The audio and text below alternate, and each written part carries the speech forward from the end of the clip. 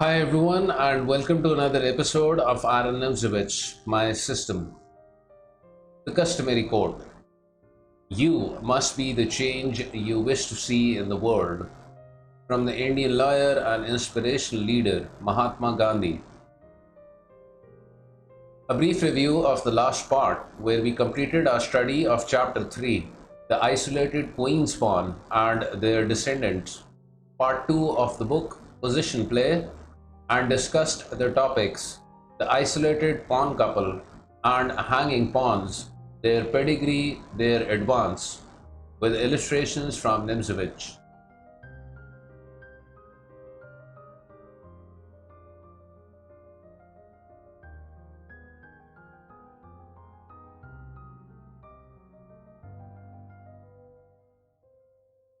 So now, moving further in the book, we begin the next chapter, the two bishops, which is chapter 4 of the second part of the book, position play. Nimzowitsch begins the chapter with the topic number 1, introductory, relative strength of bishop and knight. Nimzowitsch writes, "The two bishops are, in the hands of a skillful fighter, a terrible weapon. Yet I confess that for a moment I dallied with the blasphemous thought of omitting them from any detailed examination in my book. My system, so I said to myself, only recognizes two things worthy of thorough investigation: the elements and strategical devices.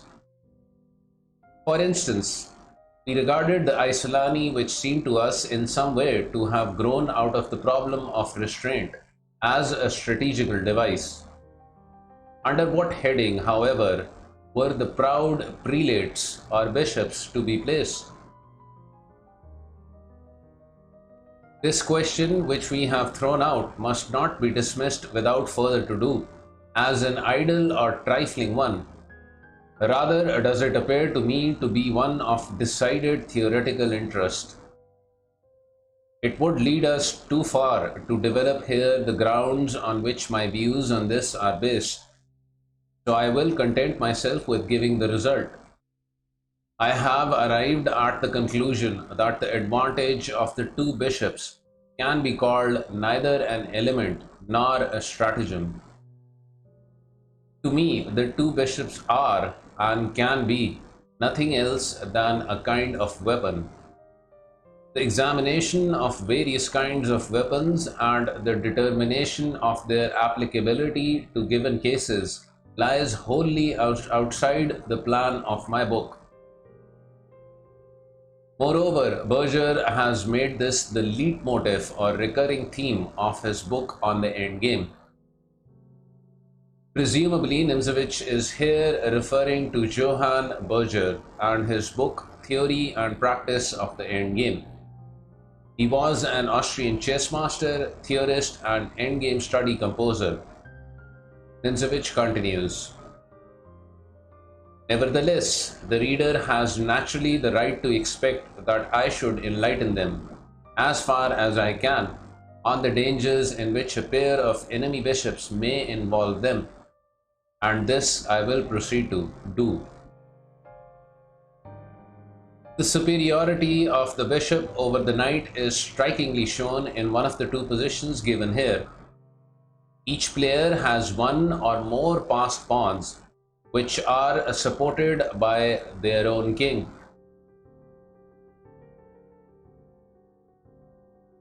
The bishop wins because they are wonderfully good at holding up the advance of passed pawns or at slowing it down.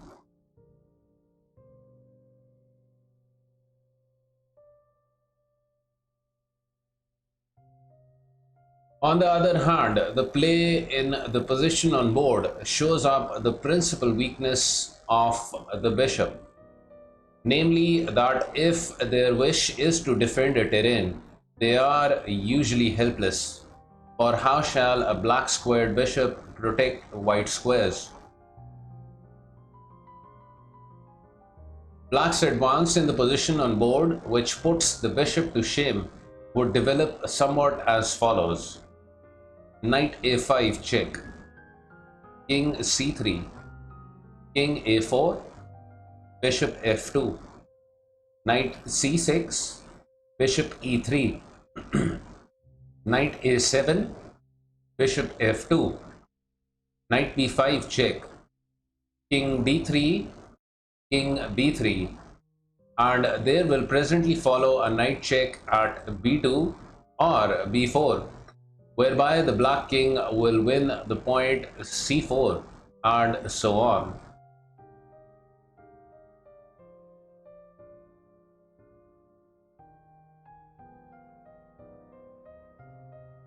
Nimzowitsch writes of both positions alongside their respective diagrams as follows.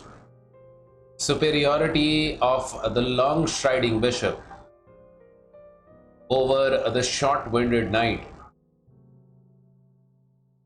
Black's game could not be saved even if their knight were at c3 or d4 or f8.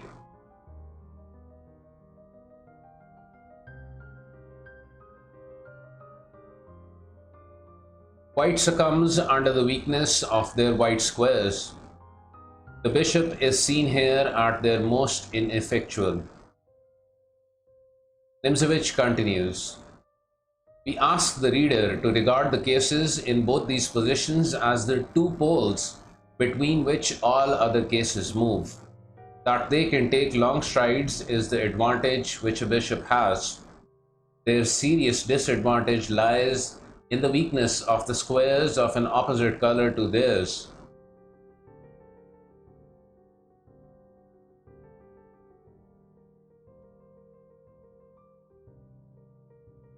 Another point.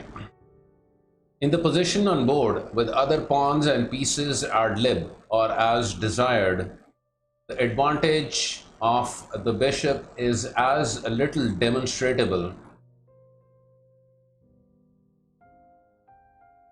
as is its apparent inferiority in the position on board. In both cases, it is the strategical preponderance, the advantage of an active over a passive position of the pieces, which we analyzed in its place, which makes itself felt, not any possibly inherent superiority of the class of weapon in question. We repeat, the principal weakness of the bishop consists in the defenselessness of the squares of opposite colors, its main strength in the fact that it is long striding. And now it suddenly becomes plausible why two bishops are held to be so strong. The reason is clear. Their strength appears doubled. The weakness which we underlined is neutralized by the presence of the other bishop. It is scarcely possible to set down on paper all the many and varied situations in which two bishops make themselves unpleasant. We will, however, attempt to note the most important.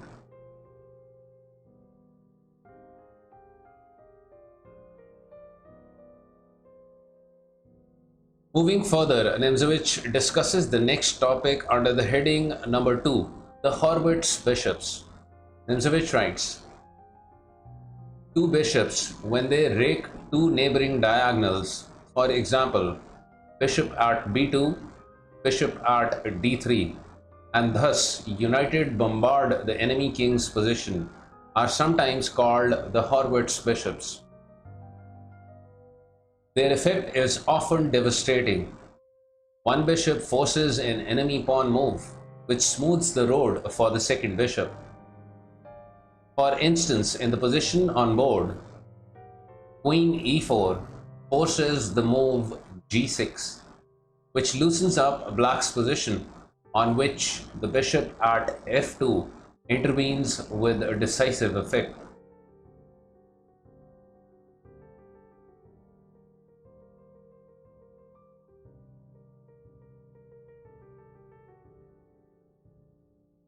Events took a similar course in the following game: e4, e5, b4, e takes on a d4, c3, d takes on a c3, bishop c4, c takes on b2, bishop takes on b2, bishop b4 check, knight c3, knight f6, knight e2, knight takes on e4, castles, knight takes on c3, knight takes on c3, bishop takes on c3, bishop takes on c3, and castles. He has castled and feels himself safe against queen g4, g6, as also against queen d4, queen g5.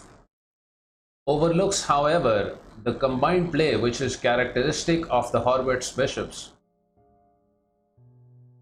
Queen g4, g6, and only now queen d4, and mate cannot be averted. The cooperation of the bishop at c4 lies obviously in the pinning of black's pawn at f7.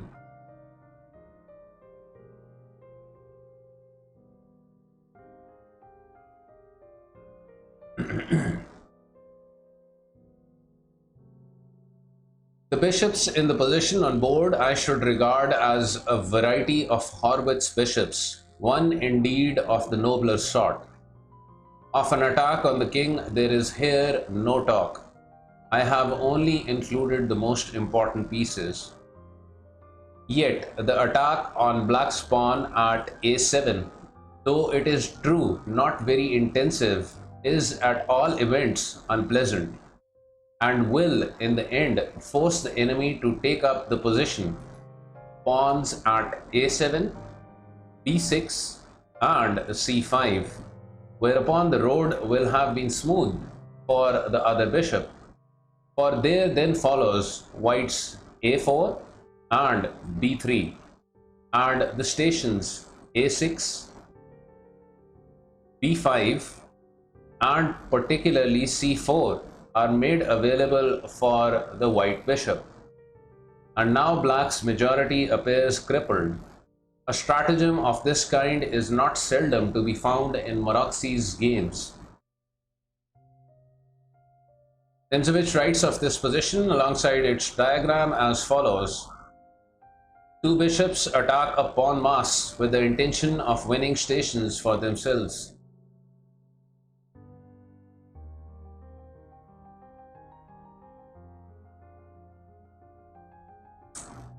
Moving further, Nimzowitsch discusses the next topic under the heading number 3, the effective support afforded by the two bishops to an advancing pawn mass, the hemming in of the enemy knights. Nimzowitsch writes, a pawn mass which need not by any means be a majority, guided by a pair of bishops, can roll forward fairly far, and thus lead to the imprisoning of the enemy knights. The well-known game Richter versus Tarrasch may serve as an example. See the position on board. The game went on. Move number 19. c5, knight g3, h5, and f3. He does not show great expertness in the defense. If the knights are not to go under altogether, they must fight for stations for themselves. Hence, a4 followed by knight c4 would seem to be indicated.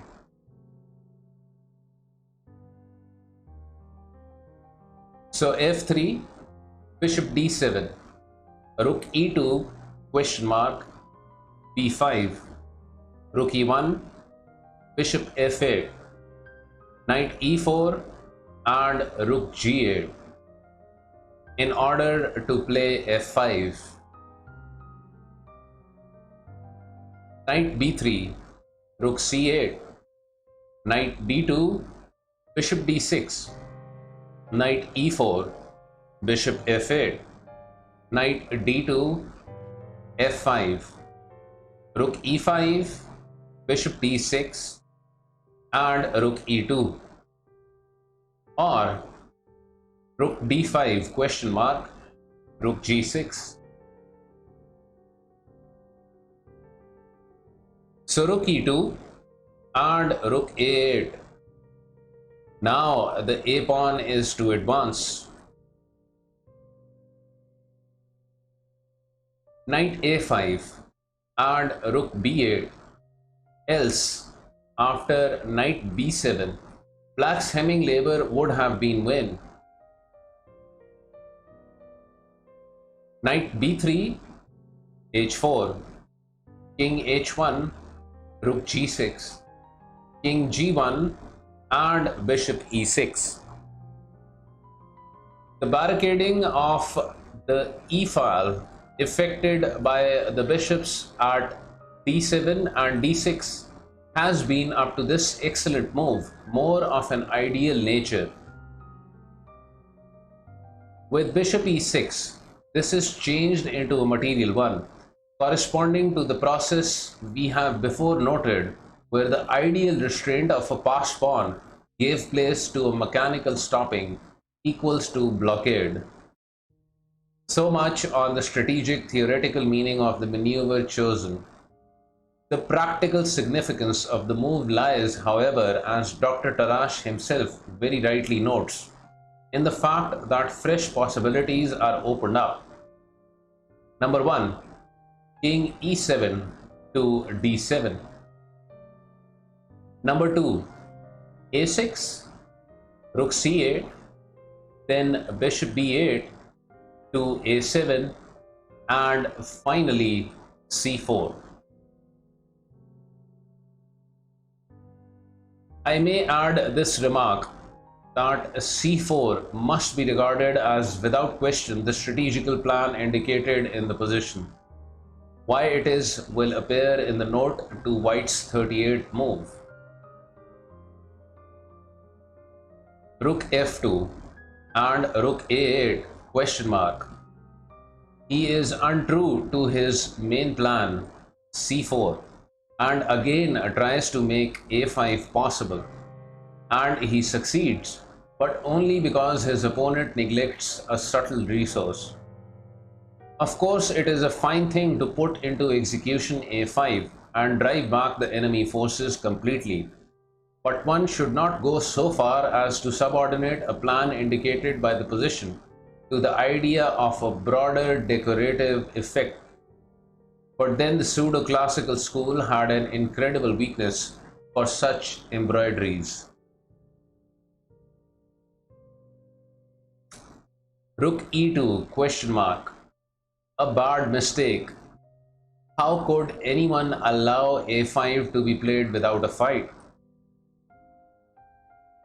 In answer to knight a5, Dr. Tarrasch gives the line bishop c7, knight b7 and bishop f4, winning time for rook c8 and c4 by the threat bishop e3. But he overlooks a hidden resource. Knight takes on c5, bishop e3, c4, and black cannot win, as the white's queen wing is strong and black squares, for example c5, for the knight not less so. A plausible variation would be b takes on a c4, d takes on c4, rook c8, b4, rook c7, king f1, bishop takes on f2, king takes on f2, and white stands well.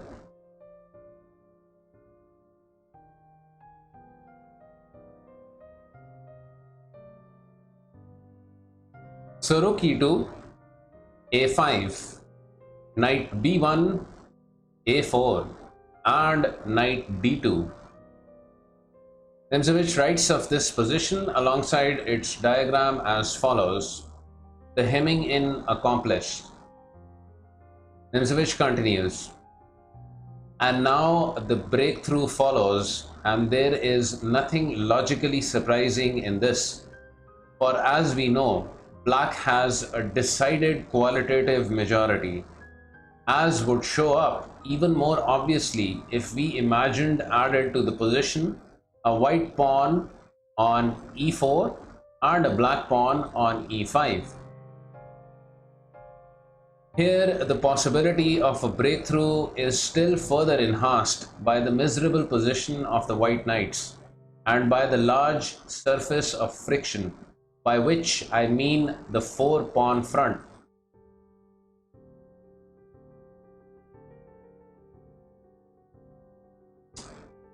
c4, knight f1, rook c8, king h1, c3, b takes on a c3, d takes on c3, knight e3, b4, and so on. The game plays itself. White resigned on his 47th move. Alright, we conclude this part of Aron Nimzowicz's My System here, and we shall continue onwards from the next one.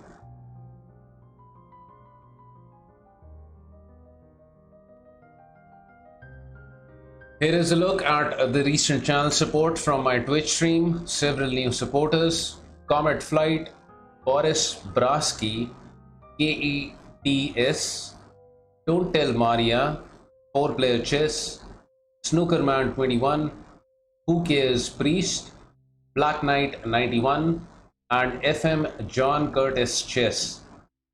FM John Curtis Chess is an FM and a fellow chess streamer from Australia. I will post a link to his stream in the video description. Do check him out.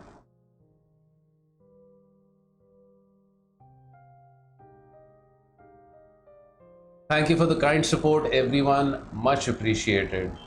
Alright, till next time, take care.